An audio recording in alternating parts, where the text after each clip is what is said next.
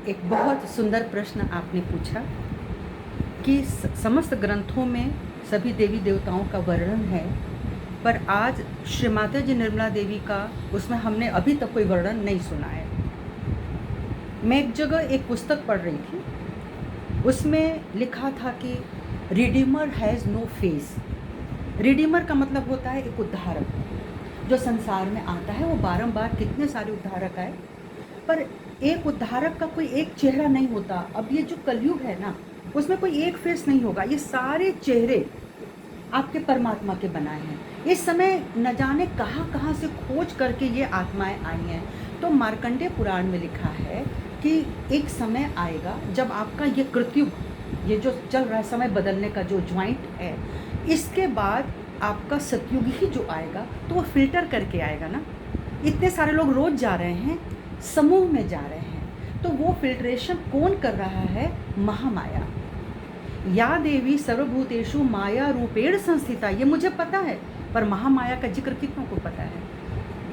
तो जब आप महामाया के जिक्र में जाओगे तो उसमें ये होगा कि महामाया यानी एक स्त्री स्वरूप आएगी और वो ही सबको बचाएगी, क्योंकि वो मदर पावर है, वो माँ है। तो माँ अगर एक ही स्वरूप में आ जाएगी ना, तो आप उसको पहचान ही नहीं पाओगे, क्योंकि तो महामाया है। आपको अगर मैं न जानूं कि आपकी क्या खासियत है, आपके बारे में मुझे कुछ नहीं पता, तो मैं तो समझूंगी कि भाई ये आके बैठ गई है लेडी और इनका ये नाम है। मुझे क्या पता, वो आके बैठ गया, वो एक नाम है।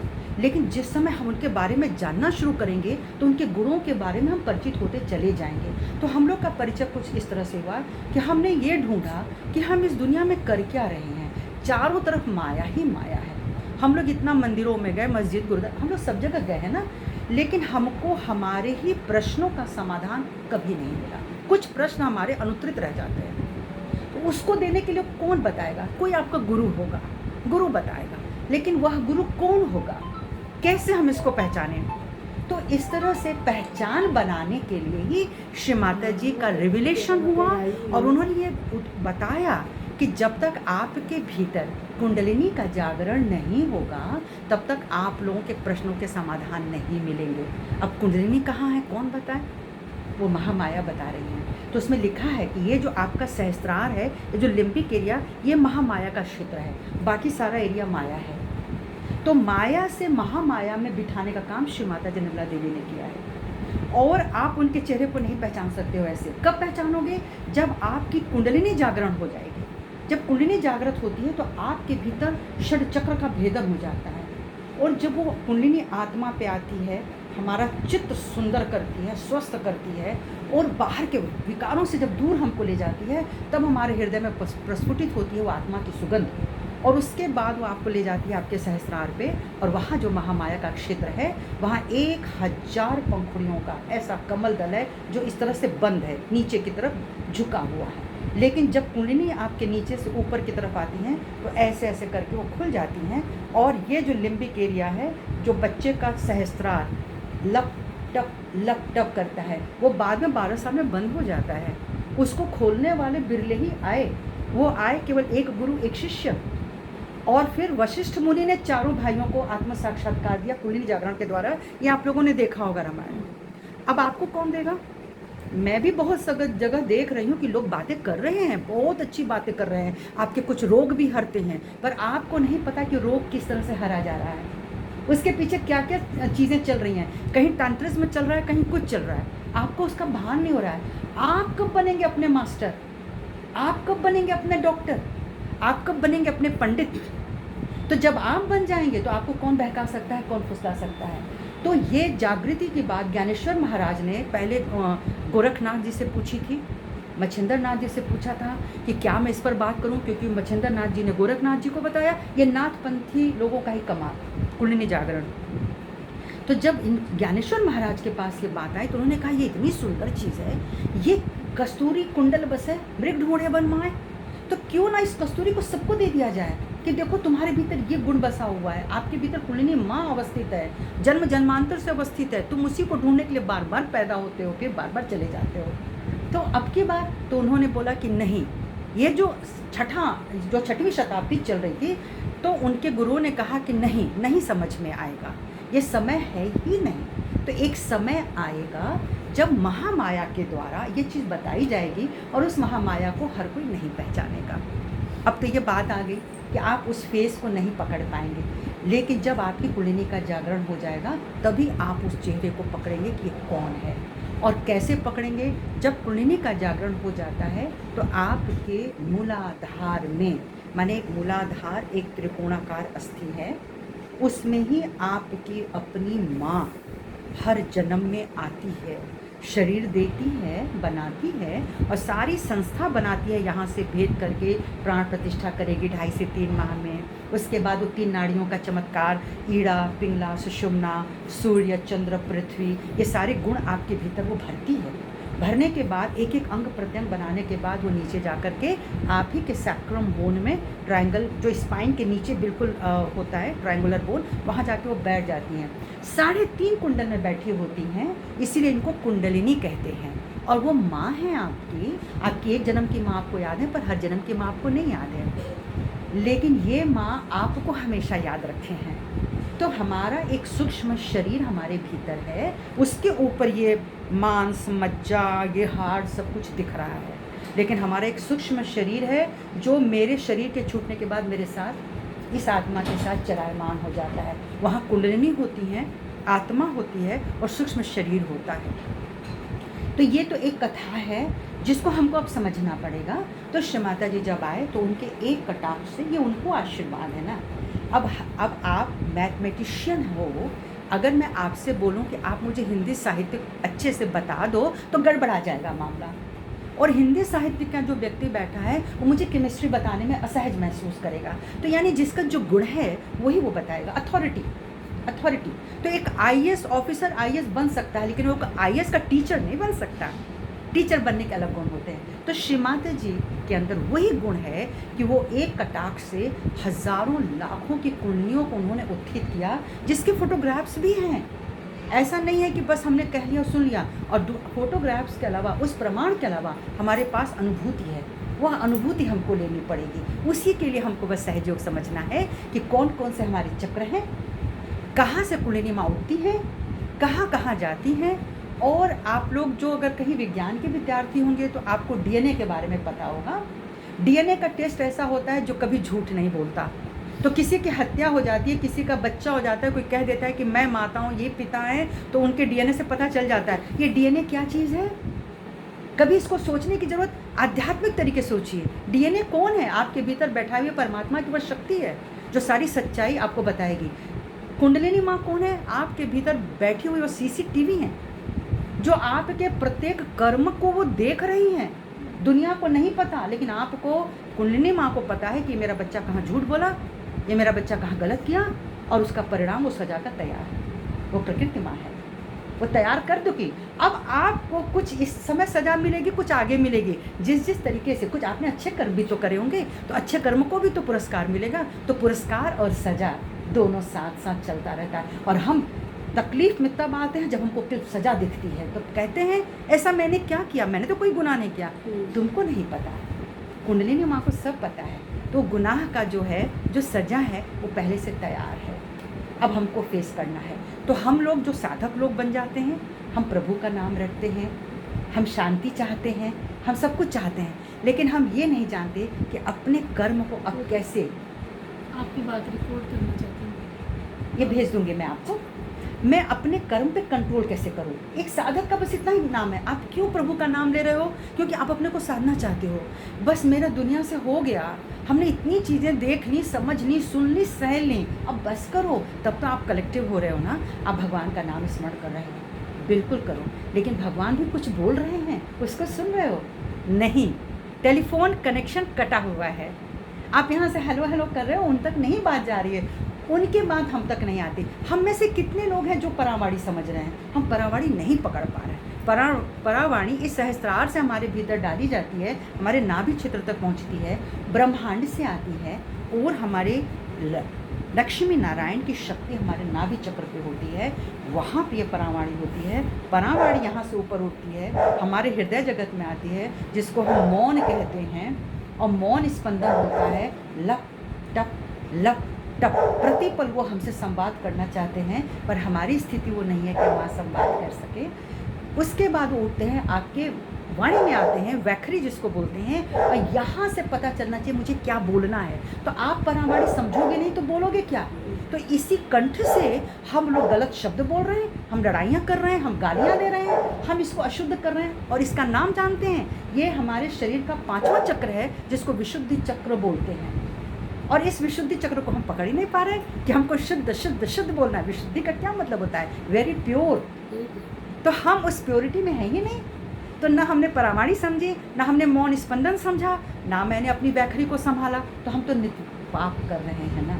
नित्य दिन हम किसी को क्लेश पहुंचा रहे हैं, हम व्यंग कस रहे हैं। हमको अपने ऊपर कंट्रोल नहीं है। कंट्रोल हमको अपने ऊपर तभी आएगा जब कुंडलिनी माँ का जागरण होगा।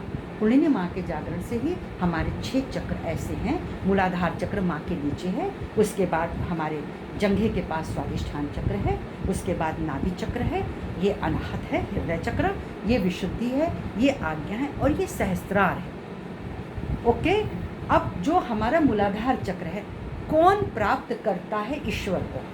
ये पहली बात जानना हमको बहुत ज़रूरी है। जो लोग पवित्र होते हैं, तो सबसे पहले हर कोई जब प्रभु का नाम ले तो जरूर कुछ पल अपने भीतर झांक कर देख ले, क्या मैं पवित्र हूँ? अगर मैं पवित्र नहीं हूँ तो श्री गणेश का तत्व नहीं मिलता है। श्री गणेश इतने पवित्र हैं कि उनको ही शरीर के बाहर माँ ने आदि शक्ति ने बिठा रखा है कि तुम देखो किसके अंदर परमात्मा की शक्ति को प्रवेश करना है। नहीं तो असुरी असुर हैं चारों तरफ। आज मोबाइल, ये जो दर्शन हो रहे हैं, चाहे हमें पसंद आए या न आए, जो हमको देखने को मिल रहा है वो इतना अशुद्ध है, इतना असुरी है, इतना पैशाचिक है कि गणपति तो एक तरफ हो गए और हम गणपति जी की मूर्त को संभाले पड़े हैं। नहीं होगा, अब नहीं होगा। गणपति पृथ्वी तत्व हैं, और पृथ्वी तत्व में अगर गड़बड़ी आ गई, हम धरती पर भी बैठ जा रहे हैं, घास पे बैठते हैं। लोग तपस्या करने के लिए क्यों पालथी मार के जमीन पर बैठते हैं? वो जानते थे कि हाँ मेरा गणपति तत्व है और मुझे धरती से लगाना है, वो धरती पुत्र हैं, और मुझे इतना सुंदर बनाना है इसको कि खट खट खट खट कुंडलिनी माँ मेरे सहस्त्रार को पार कर जाए। ये उनको पता था उन लोगों को, तो बैठ करके साधना कर रहे हैं। तो गणपति तत्व जिनका सुंदर होगा, माँ कुंडलिनी उन्हीं को पुकारेंगे, आओ अब तुम मेरे पास आओ। वो माँ है ना, तो ये माँ का परिचय है। अब वो आदि गौरा हैं, हमारे भीतर जन्म जन्मांतर से बैठाई जाती हैं। तो जब हम माँ के पेट में 2.5 से 3 माह के थे, तब ये भेद करके प्राण प्रतिष्ठा हमारी हुई, तभी स्पंदन बना।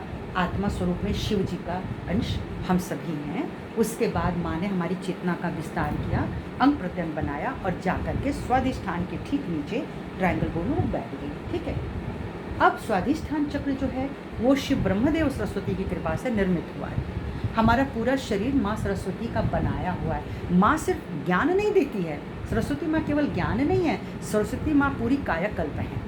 पूरे ब्रह्मांड की संरचना करने वाली वही देवी हैं। हमारे भी एक एक अंग प्रत्यंग को बनाने वाली वही हैं।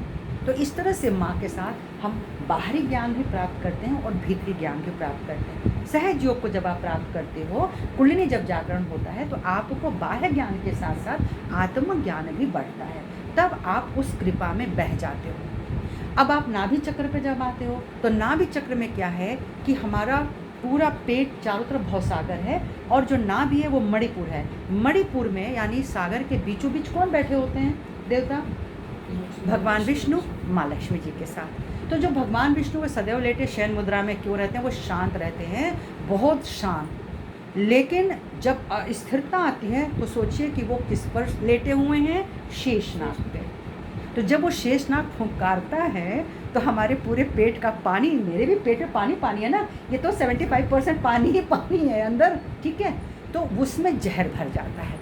जहर भर जाता है तो हमारे बाईं तरफ में पारिवारिक समस्या होती है, दाईं नाड़ी में हमारी सामाजिक समस्या होती हैं, और अंदर में हम आत्मा को नहीं प्राप्त किए होते हैं तो बाकी सारी समस्याएं होती हैं। तो तमाम रोग 95% जो रोग होते हैं वो आपके नाभि चक्र से आते हैं और गंदे पानी की वजह से हमारे भीतर, जहाँ पे न सफाई है न सुरक्षा है, हमेशा एक डर है। एक औरत को ब्रेस्ट कैंसर भी होता है तो इसीलिए कि वो असुरक्षित है। यानी बहुत सारे रोगों के कारण है। जब तनाव इतना बढ़ जाए कि लगे कि पानी सिर के ऊपर गुजर चुका तो आपके शरीर पे इफेक्ट डालेगा। अब आप ही वो गुरु बनो, आप ही वो मास्टर बनो, आप ही वो डॉक्टर बनो कि फिर खींच के अपने को निकाल के बाहर करो। ये कुंडलिनी जागरण के बाद होता है तो आपको बहुत सारे समाधान मिलते हैं। तो जो भी संत लोग अपने नाभि चक्र से समस्याओं से छोड़ करके कि ये तो हमको नीचे गिराने वाला ही है, ऊपर जब वो निकला तो वो समाधान ही हो गया। क्वेश्चन एंड आंसर तभी वो पूरा होता है जब उसके अंदर समाधान आ जाता है। अब जब वो उतरता है, ऊपर आ जाता है, तब वो आत्मा के इस क्षेत्र में आता है। बाईं तरफ क्षेत्रज्ञ बैठे हैं, शिव आत्मा, क्योंकि हम लोग सिर्फ उनके प्रतिबिंब हैं, हम लोग कुछ है ही नहीं। उनका प्रतिबिंब आया तो हम एकदम स्पंदन में आ गए। जिस दिन वो हट जाएंगे स्पंदन खत्म।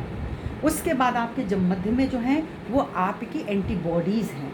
एंटीबॉडीज़ का मतलब होता है कि जब आप पैदा होते हैं तो 12 गण आपकी सुरक्षा कर रहे होते हैं। माता के गर्भ से ही आपकी सुरक्षा शुरू हो जाती है। भोजन, पानी, व्यवस्था सब वहाँ मिल रहा है। तो 12 प्रकार के एंटीबॉडीज़, एंटीजन हमारे अंदर आ जाते हैं। और जब हम बड़े हो जाते हैं, माँ के गर्भ से हट जाते हैं, तो हमारे नाल काट दी जाती है। जब नाल काट दी जाती है तो हम अपनी वास्तविक उस स्थिति से जो हमको परमात्मा ने भेजा मुझसे हट जाते हैं। हम क्या बन जाते हैं? ये तुम्हारा नाम है, ये तुम्हारे माता पिता घर परिवार वाले, ये तुम्हारी जाति, तुम्हारा धर्म है। और हम उससे पहले कहाँ थे भाई?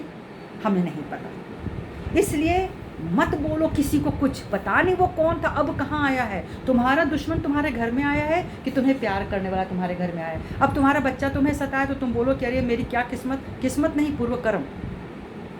माता पिता नहीं समझ रहे हैं, तुम्हारे पूर्व कर्म। तो ये जो बॉन्डिंग है ना, और कोई प्यार कर रहा है तो तुम्हारे कर्म। तो वो जो कर्म करके आए हो इस समय में वही कार्यरत होता है इस जन्म में। तो आप जब हृदय क्षेत्र में आते हैं तो माँ जगदम्बा आपकी रक्षा कर रही होती हैं। किस बच्चे की रक्षा नहीं होती है? बच्चा आया तो कौन रक्षा कर रहा है? माँ ही कर रही है। लेकिन उस माँ तक वो बच्चा नहीं पहुँच पा रहा है। वो माँ वो अपने अहंकार में आ जाता है। देखिए क्या विडंबना है कि हमारे पास 3 नाड़ियाँ हैं। बाईं नाड़ी चंद्र नाड़ी, दाहिनी नाड़ी सूर्य नाड़ी, और मध्य में सीधे पृथ्वी तत्व को ले जाने वाली नाड़ी। हम पृथ्वी तत्व पे खड़े हैं पर हमें नहीं पता होता कि हमारे बाएं दाएं क्या चल रहा है। ये इतना बड़ा विषय है, इतना गहन विषय है कि इसके लिए कोई बैठकी करे। ठीक है, तो आप जब अपने माँ जगदम्बा को पहचान लेते हैं वाकई में, तब आपके प्रश्न छूटने लगते हैं और आप कहाँ आ जाते हैं? सेल्फ कॉन्फिडेंस में। ये मेरा सेल्फ कॉन्फिडेंस है, ये मैं हूँ, मैं आत्मा। तब आप क्या करते हो? त्वमेव माता च पिता त्वमेव बंधुश्च। आगे वो श्लोक ये कौन बोला? जिसने त्व को समझ लिया, तत्वमसि, जो उसको अर्थ को समझ गया कि और कौन है, दूसरा कौन है, वही परमात्मा बैठा है यहाँ वहाँ वहाँ। तो पहले तुम अपने को तो जान लो, अपने को पहचान लो।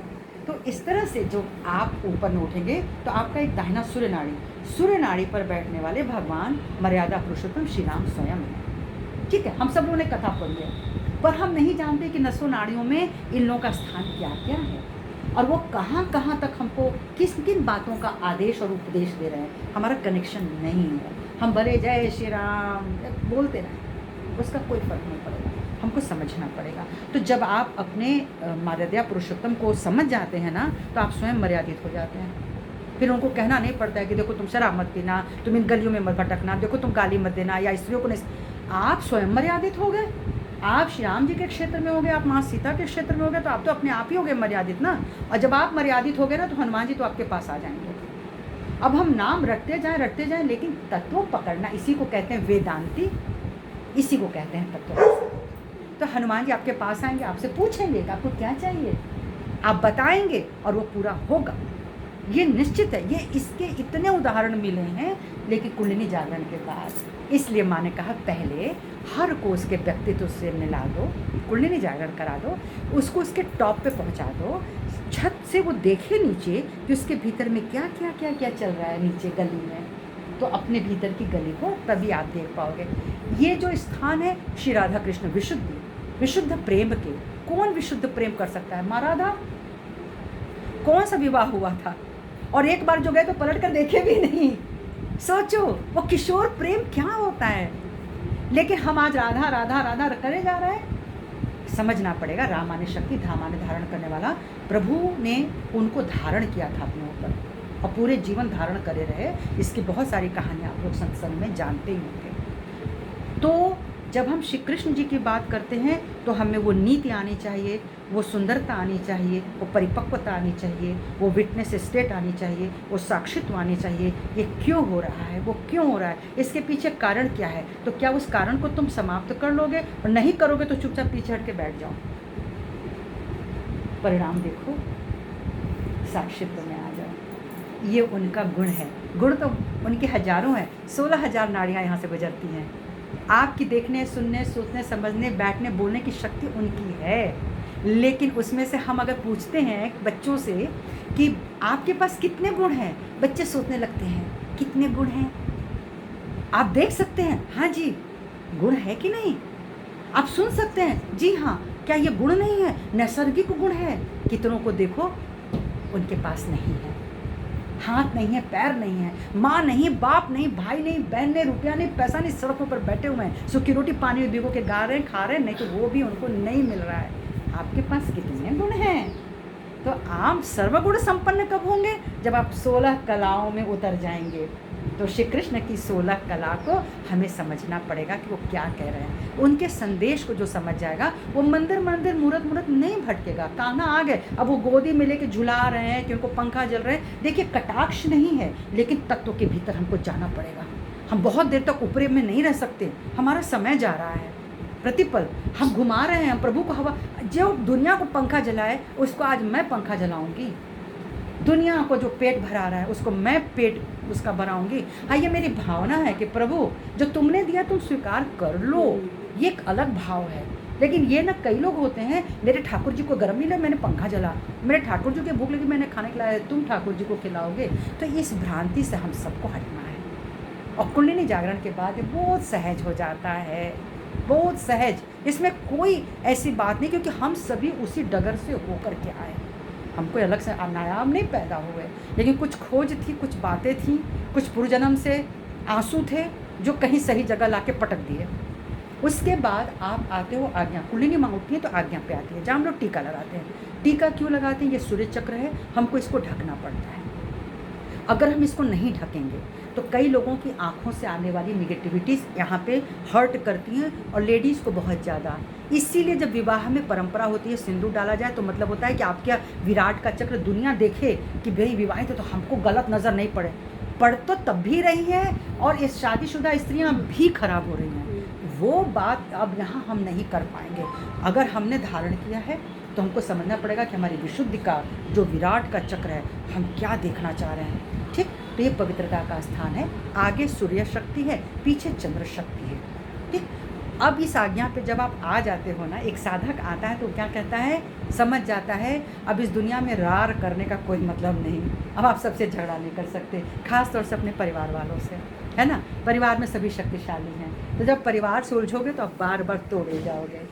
तो अगर तोड़े जा रहे हो तो अपनी परीक्षा समझ लो कि तुम्हारी परीक्षा तुम जीत जाओ, लेकिन तुम कैसे जीतोगे। आत्मा की शक्ति नहीं है ना, ना स्त्री ना पुरुष, आत्मा ना स्त्री ना पुरुष।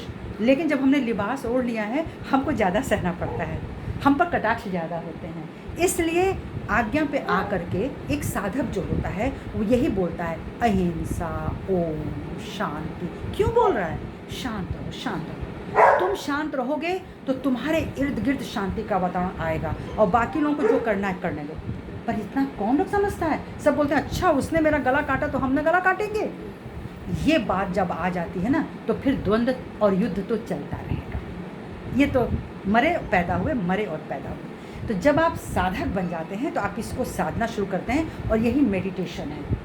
ध्यान की अवस्था में जाते हैं, आप चुपचाप अपने आप को देखते हैं कौन कौन से लोग हैं जो आपको परेशान करके रखे हैं। अब आप समझेंगे जब कुंडलिनी माँ आपकी जगदम्बा बन जाएंगी, जगदम्बा आपके आज्ञा पर आएंगी और आज्ञा से आपको देखना शुरू करेंगे, तो ये माँ कात्यायनी का क्षेत्र है। छठा चक्र माँ कात्यायनी का क्षेत्र है।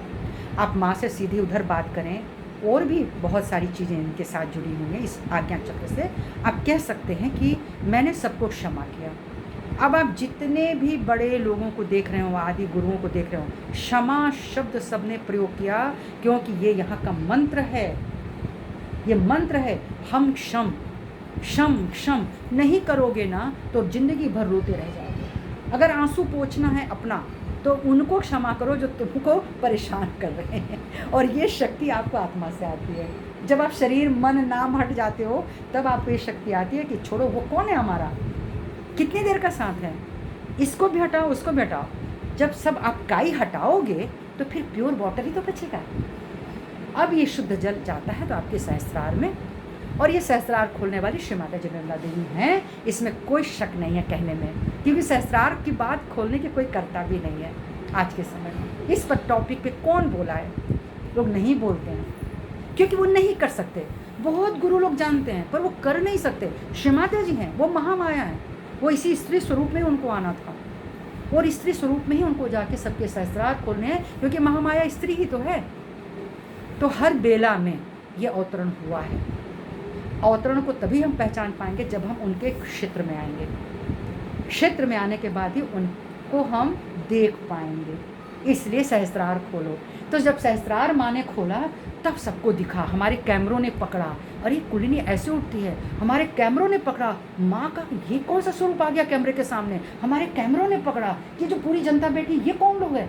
ये जब आत्म रूप में सामने आए तब हम लोग दहल गए, ये क्या चल रहा है। तो ये सूक्ष्म रूप से भी बहुत कुछ चल रहा है और हमको स्थूल में पता नहीं चल रहा है। इसलिए हमको सहयोग समझना तो ज़रूर चाहिए एक बार, और कुंडलिनी जागरण कराना चाहिए। तो हम लोग इस प्रोसेस को करते हैं, बहुत कम समय लगेगा। उसके बाद मैं आप लोगों से हाथ जोड़ के विनती करती हूँ कि आप लोग बहुत ज्ञानी हैं, बहुत समझदार हैं, बहुत सहनशील हैं, भक्त हैं, लेकिन फिर भी बहुत सारे प्रश्न अंदर चलते हैं। आप ज़रूर कीजिए, ज़रूर कीजिए। शायद उसको आपका जो जन्म जन्मांतर का एक सवाल कौंध रहा होगा, हो सकता है उसका निराकरण हो जाए। और यही सहज है, ठीक है, कोई विशिष्ट नहीं है, सब सहज है। लेकिन आज हम लोग ये प्रोसेस करेंगे और पूरी ईमानदारी के साथ करेंगे, ठीक है। सबको आपको मेरा प्रणाम।